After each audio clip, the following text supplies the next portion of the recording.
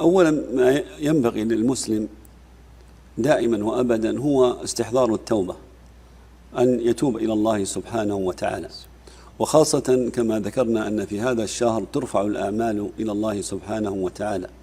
وجاء في حديث آخر عن النبي عليه الصلاة والسلام أن الأعمال ترفع كل يوم اثنين وخميس، فيغفر لكل مسلم لا يشرك بالله شيئا إلا المشاحن، إلا إذا ما كان بينه وبين أخيه شحناء. فعلى المسلم أن يصطلح مع من بينه وبينه شحناء، سواء من أقربائه أو إذا كان صديق أو غيره، وأيضا يتخلص من إذا كان هناك حقوق للعباد أو هناك أمور يعني ظلم فيها شخصا، فعليه أن يراجع نفسه، وخاصة في هذا الشهر، وأن هذا الشهر ترفع فيه الأعمال.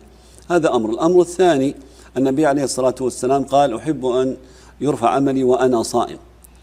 إذا كان هذا الشهر ترفع فيه الأعمال فيرفع عمله وهو صائم، فيكثر العبد في هذا الشهر من الصيام، كما كان النبي عليه الصلاة والسلام يحرص على صيام هذا الشهر، فيكثر من هذه العبادات. أضف إلى ذلك أن هذا الشهر هو شهر القراء، وهذا ما أخبر به السلف. كان السلف إذا دخل شعبان تخففوا من كثير من الأشغال الدنيوية، وبدأوا بقراءة القرآن والاستعداد لرمضان لكي يتهيأوا لهذا الشهر الكريم. أيضا يحرص المسلم في شهر شعبان أن يستعد أيضا لشهر رمضان بأيضا الإكثار من قيام الليل، وخاصة في الثلث الأخير من الليل، فيحرص المسلم على مثل هذه العبادات